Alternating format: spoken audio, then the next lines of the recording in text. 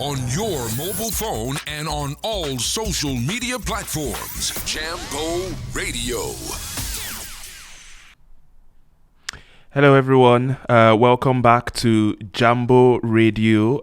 Welcome to Positive Health Hour by Waverly Care. This is our sixth and final month of running the Positive Health Hour show, and it's been incredible being here and having the opportunity to talk about issues that relate to ourselves as people of African heritage.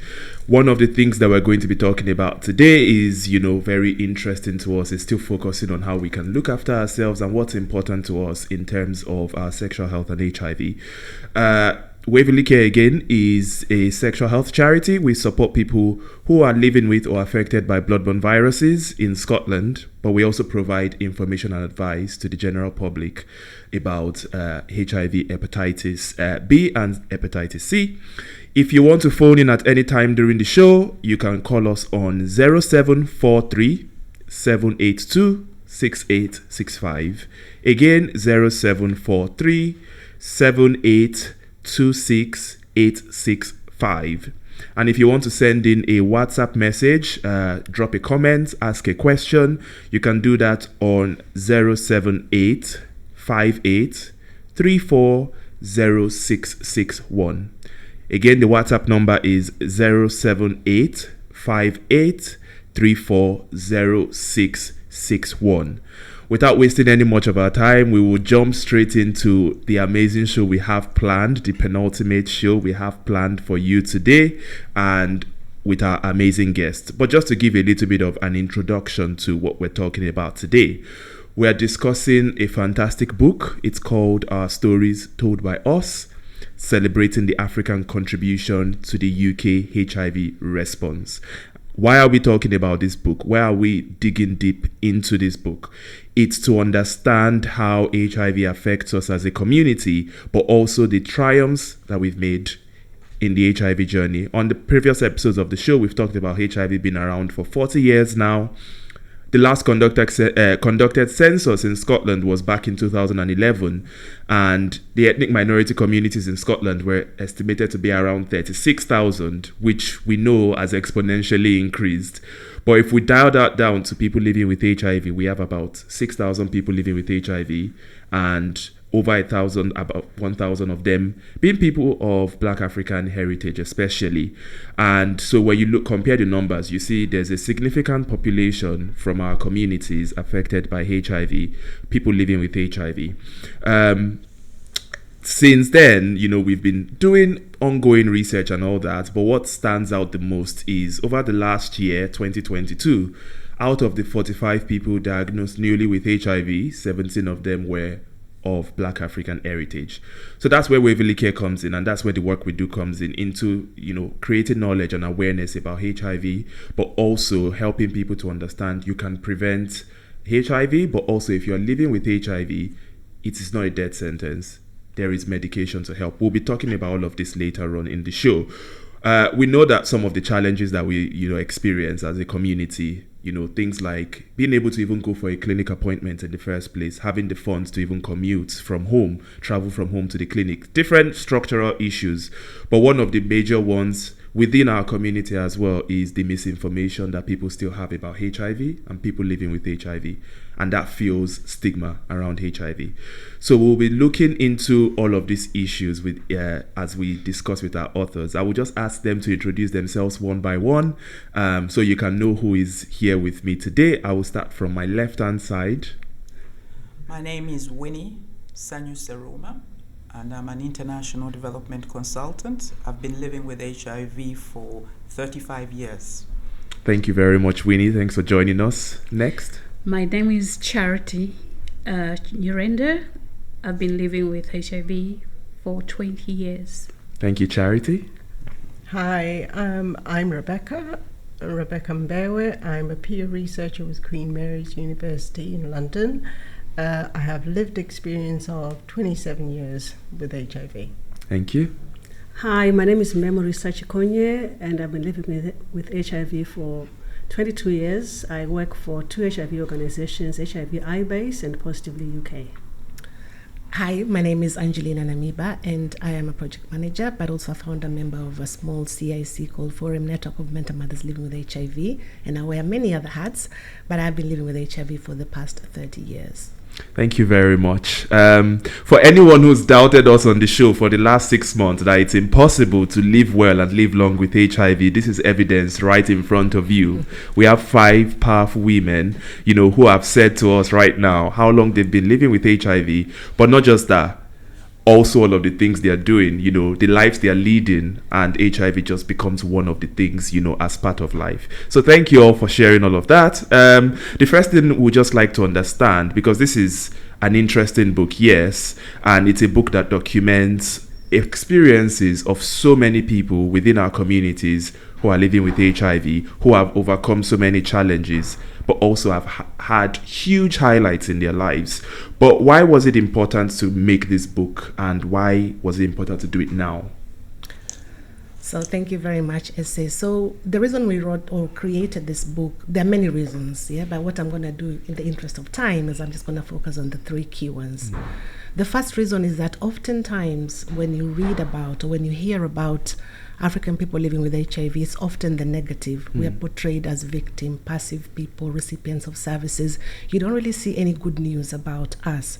And so what we wanted to do was we wanted to change those narratives and to showcase our resilience over the years, our leadership. We've always been here, but we've just never been seen or heard. So we wanted to amplify our voices and our faces out there. The second reason we wanted to write this book was we wanted to tell our stories in our own words, in our way.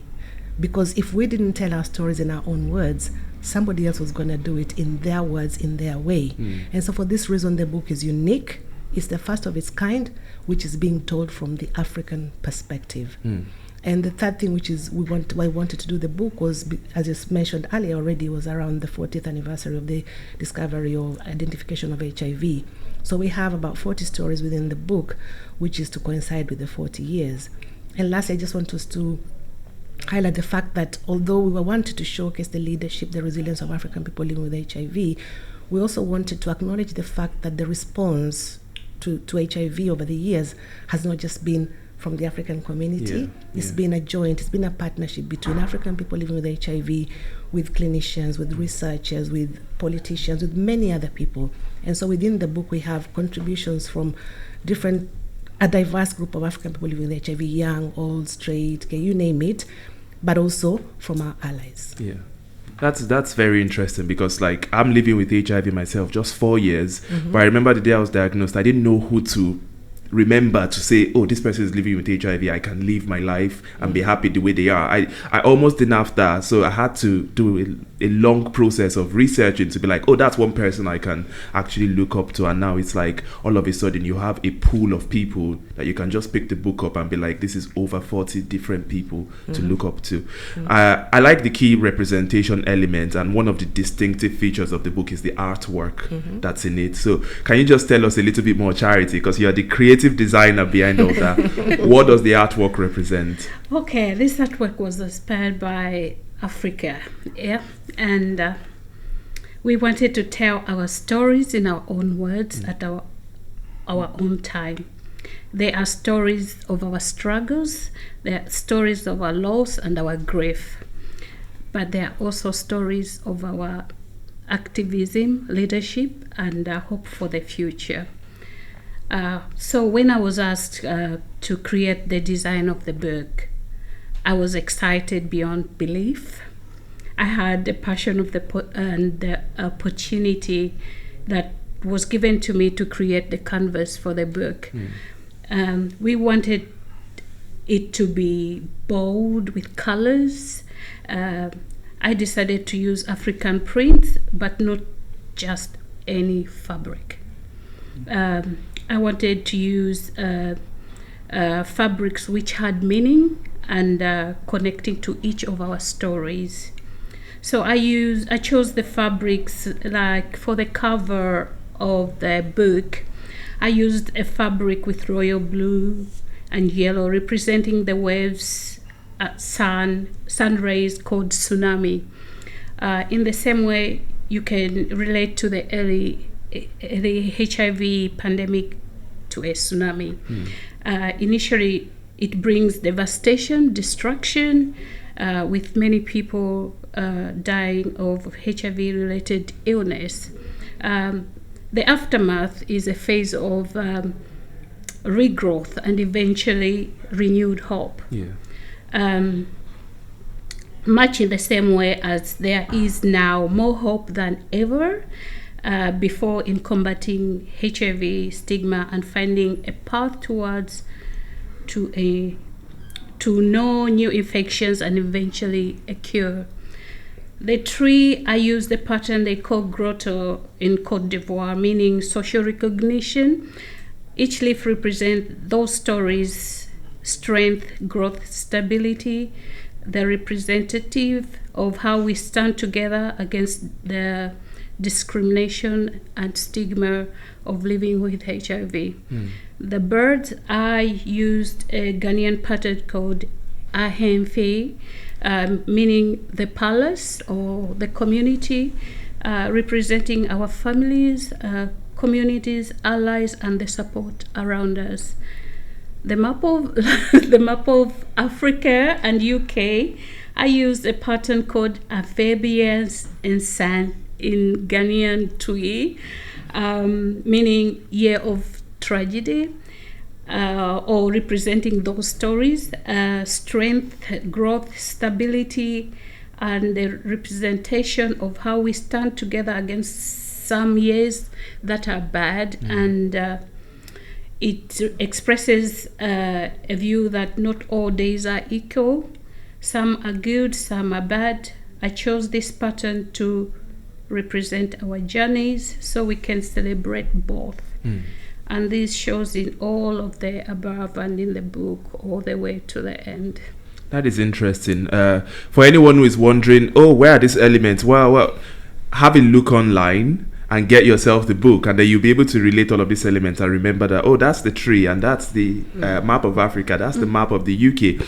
And I think it's very important because I used to make garments myself when I lived back in Nigeria, and I love African prints, but we sometimes forget that all of these prints weren't just things people threw together. They were curated from stories and experiences and, passion that people came together and said, I want this to represent me or my community. So it's so good to have the book covered, basically plastered with all of these stories that have existed for centuries that many of us, might have forgotten. And I like the tree. The tree is very important to me. It's funny because representing the story of HIV, I was asked to do that yesterday, and I drew a tree, a dead tree that turned into a living tree. And I was like, that's exactly how it's represented, Yeah. Life comes out from death. Something that you imagine would be something that kills you, all of a sudden gives you this fruitful bounty. So thank you so much for putting all that together. The lovely artwork is beautiful, but aside just looking at a beautiful book, what did you want the book to achieve when you made it? Winnie, could you help us with that? Well, we are already achieving it by igniting conversations about HIV. There are people who still don't have enough information about HIV. Educating, not just about HIV, but also about Africa. Also, it was really important for us to put our stories out there, to be seen as people, not statistics. Exactly. There's a lot of epidemiological information about us.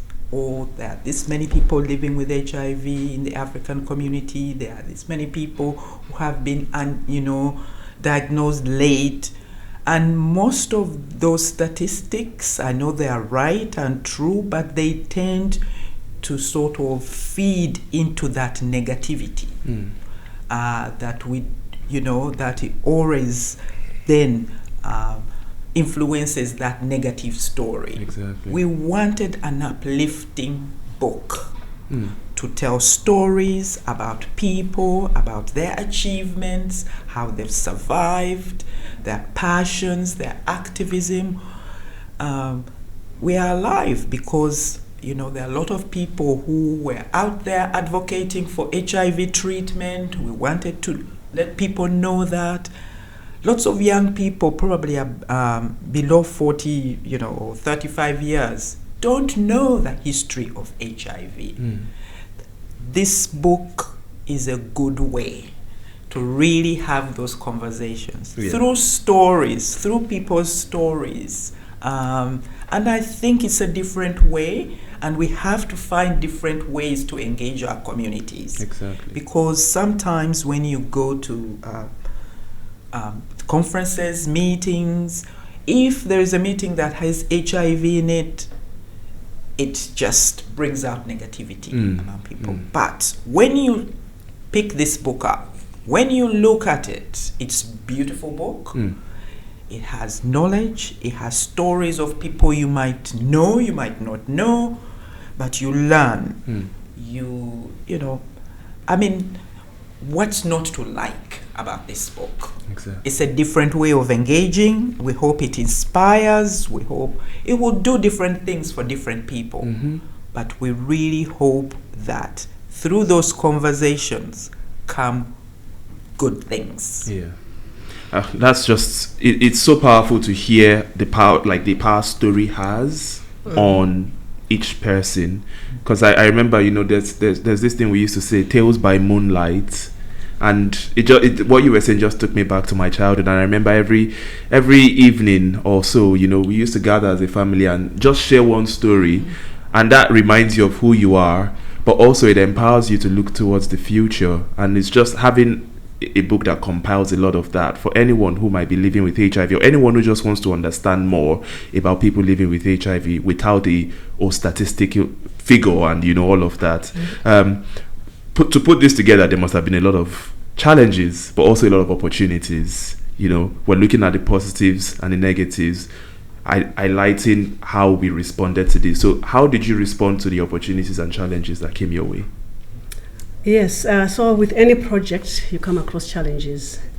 And for this particular one, we are all quite busy women. We have other things that we do in our daily lives. So we had to find time to do this. This is a passion project. So one challenge was to find time amongst ourselves to meet and form the project and forge a way forward. Then when we identified our contributors who agreed to write for us, they're also busy.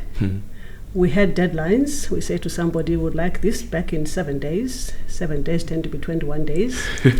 But we persevered and made sure that we got the story that we wanted in the end. And one of the other sticking points was trying to get the representation we wanted, the heterosexual male living with HIV. We have some now, but there are people that we have known in the sector for a long time, people that we know could have written stories, but there's still the challenge of stigma. Yeah. They would say, I can write my story, but then my family, my wife's family, my husband's family, especially my wife's family, would not be very happy with this, as this is public. One of the other things that Winnie said is something where every story has a picture. So we're not going to take any pseudonyms or any false pictures. It was your face and your name. So some people were quite afraid of that. And but we also do not have all the expertise that we needed amongst the five of us. So when we saw that we couldn't do something, we called on to the expertise of friends in the sector, people who were able to help us with the editing, the reading, and just the general coordination. We have the wonderful Mark Santos at Positive East, who gave us the space and his time to help us go through the things that we wanted to go through for this project. I think Rebecca will talk about the opportunities. Yes, thank you. So the opportunities are very much also how we dealt with things. So to be able to do this, the opportunities were learning the process, how to develop the book, how to write, and that allowed us then to engage with the experts who taught us what it was to write, who helped us with funding applications. So those were the opportunities we were able to have, that we turned into something that we used and learned as we went along. the other opportunity was being able to be involved with other people living with HIV that had this expertise. So one of the people that come to mind, for example, was somebody called Jane Shepherd, and she, put the book together in editing form and all of that, which was really helpful. It's lots of opportunities, and lots of learning and growth. So that was really good. Yeah. I think we can safely say that every challenge gives you an opportunity. Absolutely, absolutely. I would also like to add that, when we started to write the book, we didn't always, have all the experiences, as, everybody has said. We went out and, had creative writing workshops through the process so that we could still continue to build, our skills and be able to write even better. So there are poems in there. There are all sorts of different things within the book that we learned through the process of actually getting the book written. And that's invaluable, isn't it? Because, there's something I'm increasingly being aware of now is without challenge, there's no opportunity for growth. So just as all of your stories and the stories in the book represent people's challenges when they were first diagnosed with HIV to where they are and their growth, you've gone through that process within the creation of the book. So the creation itself embodies one of the stories that you're trying to describe. Yeah. And I just also wanted to add one member of the team who was a great inspiration and great support is the lovely Michelle Croston, who as well as, gave her time. I mean, she's just completely invaluable. I could go on forever, but I just wanted to make sure we give her a mention too. Yeah, and shout out to all of the incredible people as well because if we decide to go from, I looked at the list, if we decide to list all the contributors, all the people that we will be here for another hour. But yeah, that is, it's just exciting to have this little background information, not little, a lot. We've had 2 opportunities to hear more, but if you want to find out more, read the book. Moving on, just looking at, because we're talking about HIV within the community, people not having the right knowledge sometimes, or people updating their knowledge. What have been the sort of, what do you think we've done as a community to create better awareness about HIV, better understanding, and how it impacts on us? Rebecca, if you help us with that. There's lots of stuff that's going on in the community, lots of HIV awareness, there's lots of training, there's lots of, developmental skills workshops, there's loads. We could stay here another hour to discuss that. As a team, what we've done, I think it's important to say that having lived with HIV for so long, or long enough, we're experts in one way or the other. And if we drill down a little bit further than that, even amongst ourselves, there are those who are slightly more expert in other areas than others. So Winnie, for example, is treatment advocacy. She's very good with that. Angelina's around pregnancy issues and all of that. So there's a whole load of information and knowledge around the table. And how we share that is through speaking engagements, sitting on boards to be able to help influence and shape policy. Training, we deliver a lot of training, whether it's in educational institutions. I know a lot of us here do talks within the universities, and even just, when you're called to speak about a certain topic, we're always available to be able to. Some of us here have developed training programs specifically around pregnancy issues, specifically around aging with HIV, and there's lots of training through organisations like UK Community Advisory Board. So we're always interweaving, we're always learning, as Winnie says, to be able to upskill ourselves and be able to share that knowledge with everybody else. Absolutely. And is there any more contributions on how, because we, talking about awareness and raising awareness, we can never over exhaust that issue. Just to say that, HIV education and information continues to change by the day. The information we had 10 years ago, some of it has been overtaken by treatment developments, for example. So I think we need to make sure that people are kept up to date with the most updated, correct information about HIV development, HIV treatment, HIV processes, anything that's going on around HIV. We knew that by this time would have a bi-monthly injection for those who can take tablets. Yes. And we might be looking at something where I might just be able to get a 6-month injection or an annual injection or an annual tablet. So there's all these processes that are quite exciting, and we need people to be aware and be able to understand that, living with HIV is not such a challenge. If you know how to engage with what's going on. Yeah. Oh, sorry, we have so many contributions coming from across the table. We'll just, if you could help us with a little bit more context as well. Yeah, I just wanted to add in terms of the raising awareness, just building on what Rebecca said. Also, what we also do is to engage with the media, because you are the people who can actually go out there and preach the right message about HIV, and with faith leaders. In fact, even within the book, we have a contribution from a wonderful faith leader called Jide, who may know. And so with medical schools as well, Rebecca mentioned we do talks in different organizations, which includes medical schools, for first-year students, etc. So just trying to make sure that we get the information out there in the community with different people, and a lot of these people are the ones who actually take care of our health and well-being in different ways. Yeah, and I think that's very important, isn't it? It's going into everywhere and getting the information out. It's not just knowledge for people who are living with HIV. It's knowledge for everyone, because knowledge is power. If you don't know, you can't arm yourself against what you do not know. Exactly. Okay. Winnie, you have something for us? Yes, I think one of the things that really is sort of underestimated is that as people living with HIV, we've been advocates, we've been very active, but we are also now experts in our own health. And we know about the medicines themselves, we know how to access services, and the UK, as a collective, is one of the best countries to access health in terms of HIV services.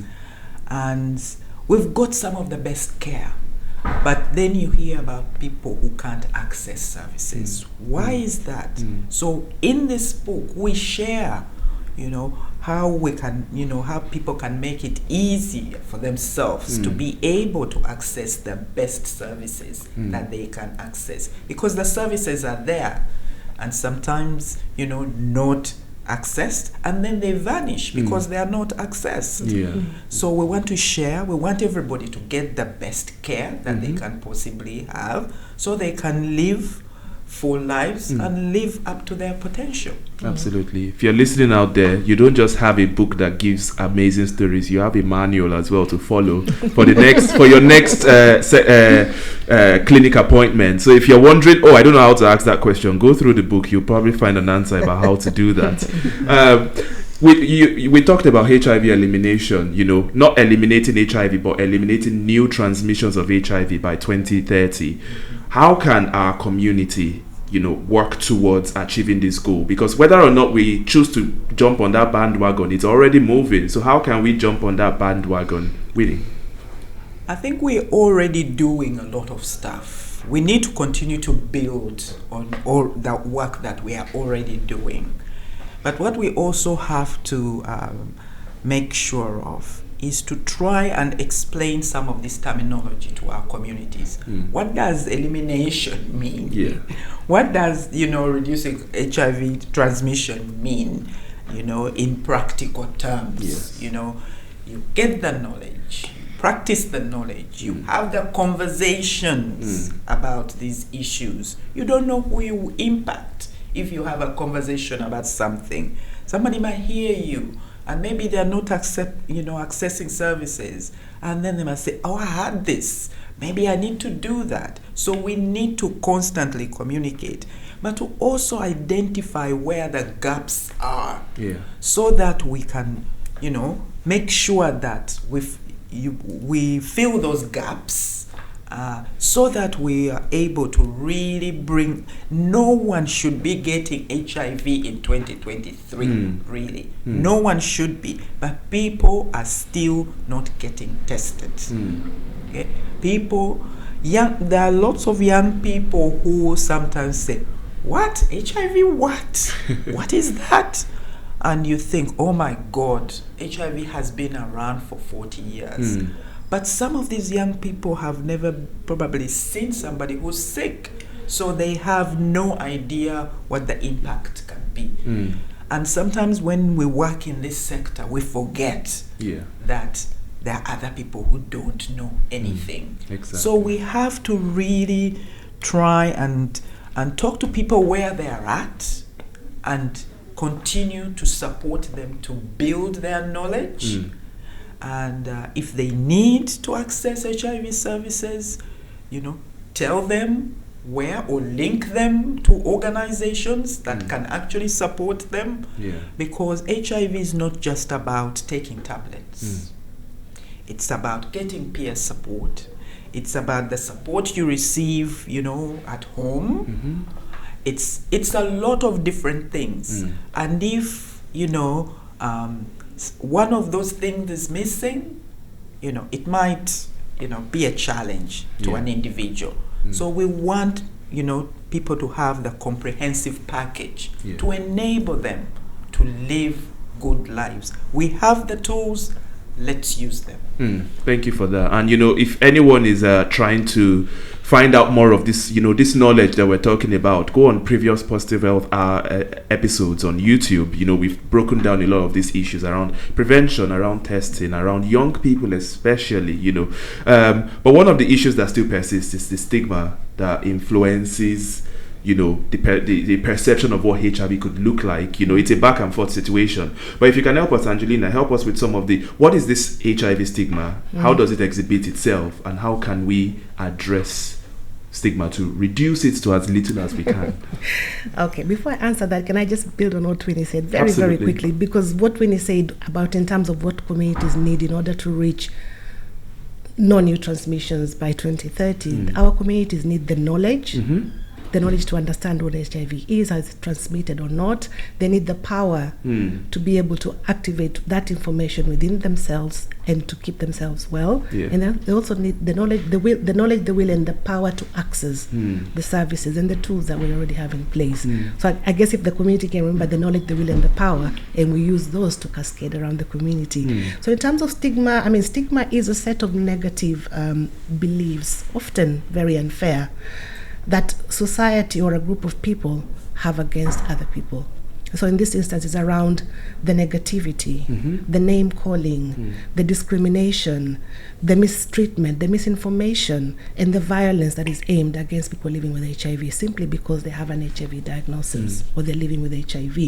And so there's so many ways that we can change the stigma within society, and we've already started talking about it. It's about engaging people like the media and faith leaders, you name it, so that instead of spreading fear about HIV, they start spreading facts about HIV. Exactly. That is really important. And we can do that within the institutions, etc. But we cannot just depend on the media, on society, and everybody else to do it for us. As people living with HIV, we also have a role to play in terms of challenging stigma, because oftentimes when you're diagnosed, all you will have seen about HIV have been negative. So then you get diagnosed, and then you take that on, and it becomes self-stigma. So we also need to address that from our own perspective. Many things we can do. I like speaking in threes. There are three things that as individuals we can start to do to start to address stigma, because we start addressing stigma personally, that cascades on. First thing we can do is to change the way that we think about HIV. HIV is a tiny virus. In fact, you can only see it through a microscope. It's only a very tiny part of your life. It does not define who you are. So that's what you need to tell yourself. This is a virus that I have. Okay, I can't get it out of my body. It's in my body. It will live by my rules. You are so much more than HIV. The second thing that we need to do as individuals is to change the language that we use around HIV, referring to ourselves or other people living with HIV, and that goes for society as well. So oftentimes we talk about mother-to-child transmission. No, we need to talk about the act itself. It's vertical transmission. To refer to the act. Don't call people with AIDS. AIDS is it's a collection of illnesses that people can get when their immune system is compromised. People are living with HIV or they have a long-term illness. Don't call people serodiscordant couples. There's nothing discordant about that couple. The only difference is one person is living with HIV, one person is not. So why don't call them a magnetic couple, like my friend says? And there's a lot we can do about language. There's lots of resources out there about language. And the third thing as individuals we can do is to kick HIV out of our lives. You know, and one of the things you can do, I come to you and say, oh, Essay, I hear you have HIV. You say, yes, I know I have HIV. Do you know your status? Exactly. You know, and I know a lot of times we fear to do things because you think, oh, I don't know what Winnie is going to think about me. But if Winnie finds out you have HIV, all I always say is ask yourself, do they pay my rent? Does Winnie pay my rent? Exactly. Does she feed me? Does she clothe me? Does she look after my children? But, you know, I have to say that with a caveat because I feel I'm in a privileged position whereby if I'm open about my status and people don't like it, I can go to Rebecca's house and eat. But there are other people out there who are emotionally, economically dependent on others. So for them, the difference between even being open about their status is the difference between having a home or a meal. So I don't expect everybody to be open. But for those of us who can be, it's important that we are to challenge the stigma around what people living with HIV look like. We don't have 3 heads. We look like you. Look very handsome young man. You know. So it's about just getting that right information out there. Absolutely. Okay. And thank you for that because you know sometimes we forget our privilege. But just to say, anyone who's listening out there and you're worried about what the impact of your family or your friends knowing about your status is, Waverley Care runs a peer support program to help people navigate those barriers. But also, if you're worried about the practical elements of life, our peer support program helps to address that. Where just so we don't rush the program, a lot of the stuff we've talked about blends into culture and identity, and this one is for you, memory. Culture and identity is who we are, especially being in a land you can call foreign sometimes. How can we blend our culture and identity with the knowledge and science of HIV? But also, I know you will be able to join that in with the 2 points we've just discussed. Okay, just note about stigma. So after telling somebody about my HIV status, and then they looked at me and just said, does it hurt living with HIV? Do you feel pain? I looked at them and I just said, yes. From all the stigma that I get about living with HIV. But anyway, yes, culture. Our African culture is very rich. Whatever country you come from, we have a very rich culture. And some of the culture that we have in the book, the design is bold. We like to wear bold colors. That makes us stand out. Just as we got into Glasgow, was it yesterday? We're getting into an Uber. And the driver was like, oh my God, I've never seen so much color. But that identifies us as Africans. In terms of culture and HIV, I think one of the things as in African families, at least most African families that I know, we don't talk about sex. How do we change that narrative? How do you talk about HIV before you can talk about sex with your children, with your family members, with your nieces and nephews? And our beliefs. We have beliefs and myths that really challenge any progression, any progress we are trying to make, with the elimination of new infections, in living with HIV. We have parents. I know of parents whose children were born with HIV. They are unable to participate in programs where they can be identified as a young person living with HIV because they are going to expose their parents, or at least their mother, in some cases. So we need to have to be in a place where we can openly talk freely about living with HIV and how it's transmitted, and that sex is not the bad thing here. Our sex education growing up amongst, I know these 4 other women, was non-existent. You are told not to play with boys. Nothing further beyond that. So I think in terms of sex education with a positive message about living with HIV and how HIV can be transmitted is quite important. Can you help us add to that as well, Rebecca? I can. I think picking up on what Memory says and the question that you ask is how we can use our culture and all of those influences to sort of, join up with the science. I think we're very good at storytelling. We find a way of embedding those in the same way that we've done in the book. Embed the science within the stories, weave them in, because that's what enables people to listen. Faith is a very big thing where we come from. What we've done or what we've practiced and know works is I'll pick up a watch my religion now going out of the Bible. But you know, pick up a verse from the Bible, and one that we've often used is that my people will perish for lack of knowledge. If I start with that, for somebody who is very invested in their faith, they're more inclined to listen because I'm coming to a place where they are, as Angelina says. So therefore, that is what I will use. And I'm not throwing away my beliefs or my culture, and what I'm trying to do is embed it and join it up with the science. And that, in doing that, will go way further than, you know, where we are in trying to convince somebody there's no HIV, you can't pass it on like this. It's about how you embrace our cultures, our differences, and, you know, give examples the way you do. We're very good at doing that, and I think if we can maintain that, we'll go a long way. Just coming to you, Winnie, you know, you help us add to that point, but also, you know, if we're looking at faith, we have leaders, you know, not just in faith, but across our communities, and we have a lot of work that our leaders have done to get us to where we are on the HIV journey. How do we preserve that leadership, and how do we enhance that? Winnie, if you can help us with addressing that. We need to, you know, share the learning that we've done. Not just through stories, by documenting it. Yes. Because if we don't document it, we will lose it.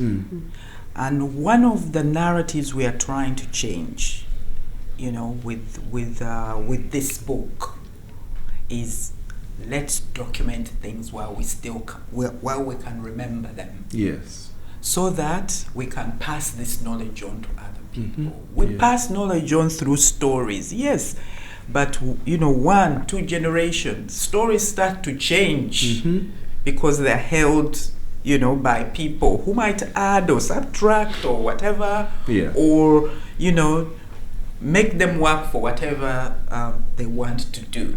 But if you document something, it's there, and you can reference it, you can use it in the future, and I think it's important for us to keep learning to document that, to not shy away from difficult subjects, you know. I don't know why sex is a taboo, you know. All of us are a result of sex. If you are not a result of sex in the audience, please let us know, because we need to understand how you came about. We all are.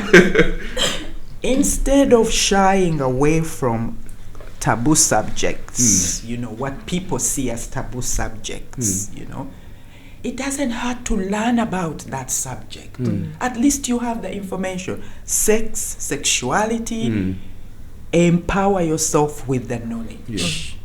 To take away the fear, you know, to know how to talk to others about those different subjects. You know, just because you don't believe in something doesn't mean you can't learn about it. You know, it's really important for us to look at things differently and approach them in different ways, so that we can continue to build our skills, our leadership, our, you know, our knowledge. There's so much knowledge and power within our communities.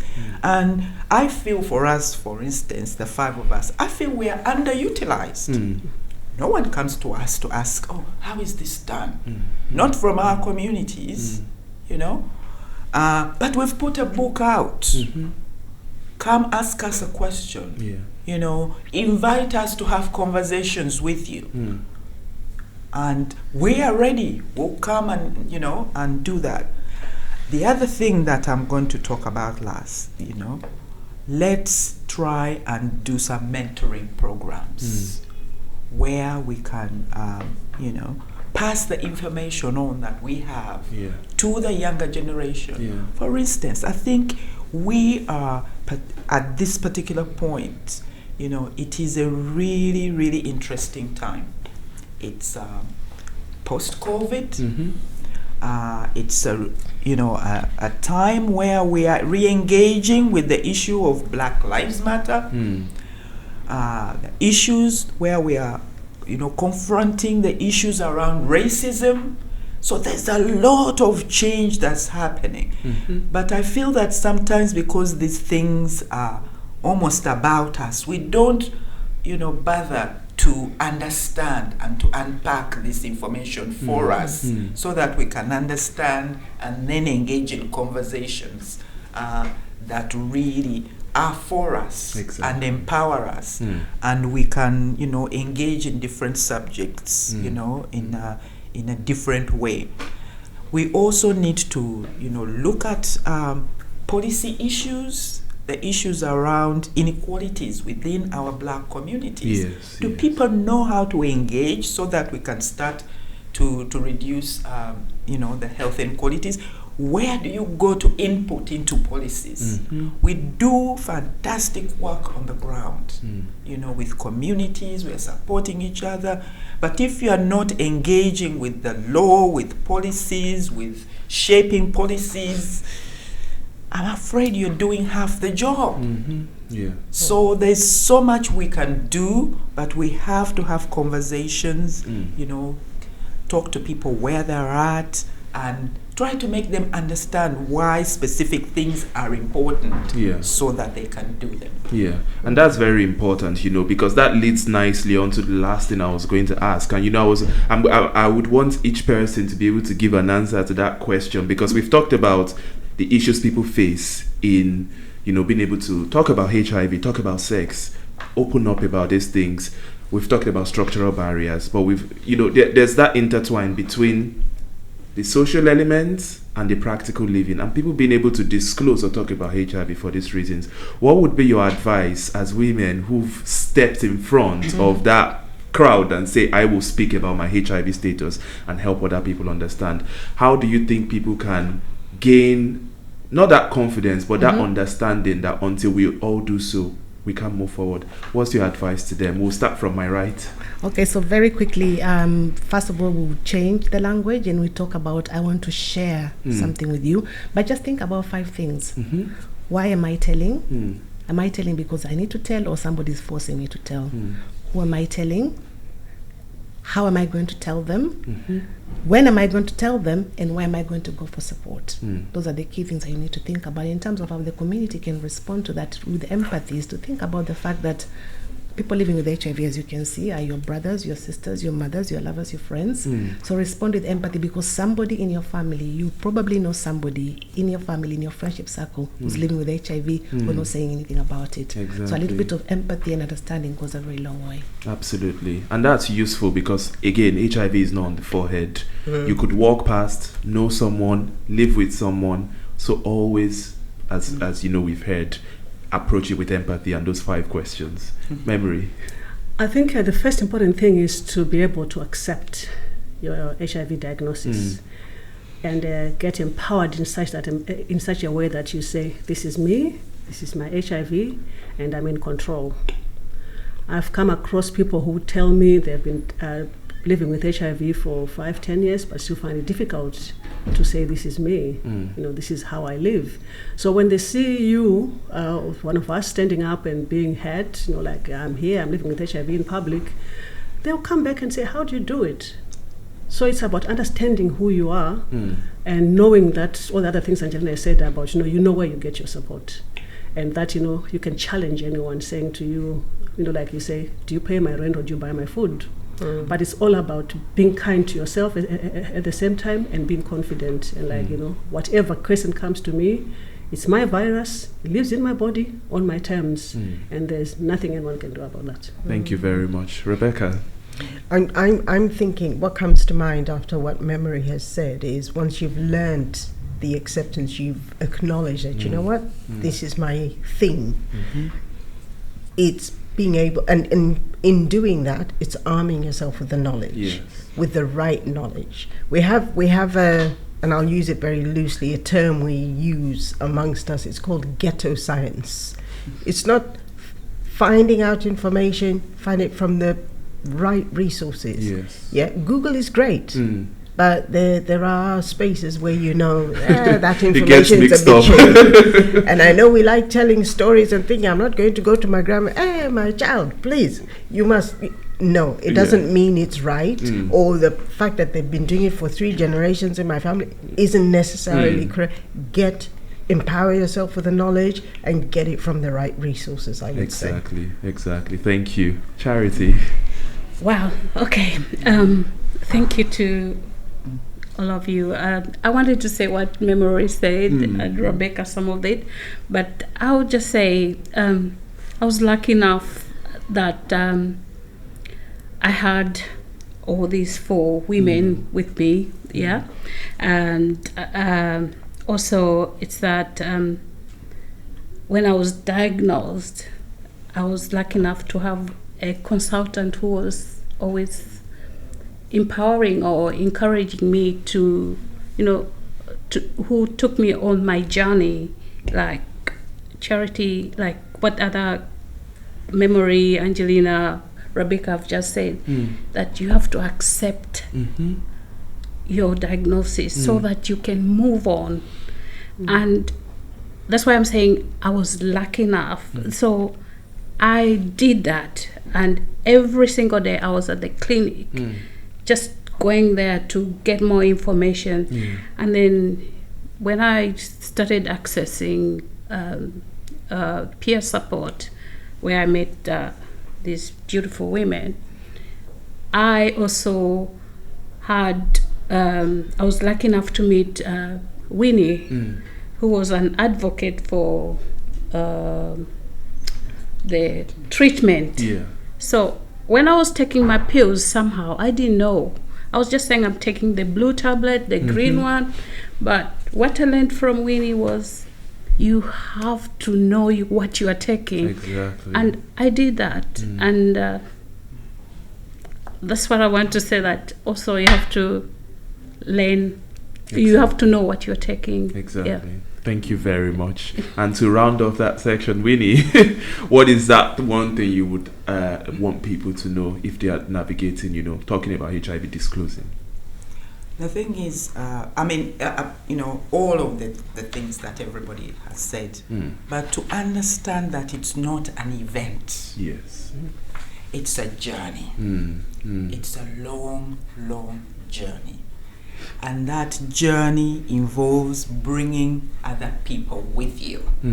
You don't want to, isolate yourself. Bring other people with you. And on that journey, within our communities, let's give back a little. We can't sit and complain that, medication is being made that doesn't fit us. Volunteer to be on studies. So that we can get the right treatment. Let's stop talking ourselves down. Let's talk ourselves up. We can do this, we can do that, we can, move forward. We didn't need anybody's permission to do this book. We said we can do this. We went out and got the support we needed to do it. It's here and it's doing its job. Getting conversations started. Thank you. So I can't believe, so many. It's like I don't even know where to begin. But we're coming to the end of the hour. I can't believe 1 hour has gone by. I've learned so much in this last hour, and I believe a lot of people listening have as well. But it sounds like there is a lot more, isn't there? A lot more to find out. So how do we get this book? How do we make sure we learn all of these valuable things? Where do we get the book from? How do we do that? So if you'd like to get hold of a copy of a book, or even just read a bit about it before you get it, you can go to our website, which is www.ourstoriestoldbyus.com, or you can get it on Amazon. We have a paper version and an e-version for those people who don't like to read books. And I just want to say a huge thank you to our funders, Gilead Sciences, for believing in us and giving us the funding to get the book going. And also a huge thank you to Fast Track Cities London and the Terence Higgins Trust. Amazing. So if you want to get the book, you've heard where you can get it. If you've not heard where you can get it and you've pretended not to, come to Wavy Care. We will help you with the roadmap to where you can get the book. And I think one of the most important things to say after what we've just heard is there is over 100 years of experience around the HIV experience And it's just useful to know that that is available every time we need to tap into it. So anyone out there who is like, I want to ask more and more questions, but you don't know how to go about it, you don't know where to find any of these wonderful women, come to Waverley Care. This is our last show, but we're not going anywhere. We're in Glasgow, near you here for those people living in Glasgow. We're in Edinburgh. If you're living in Edinburgh, we're across the entire Scotland. So if you want to get in touch with us, go on our website, www.waverleycare, WAVERLEYCARE, Waverley Care, www.waverleycare.org, and we will connect you with these wonderful women so you can learn more, you can do anything you want to be able to get yourself from where you are to where you want to be. Well, thank you so much for coming on the show, and listen to one of the most amazing songs I've heard by Amza, who is a daughter of one of our guests on the show, and enjoy the rest of your afternoon, everyone. Bye bye.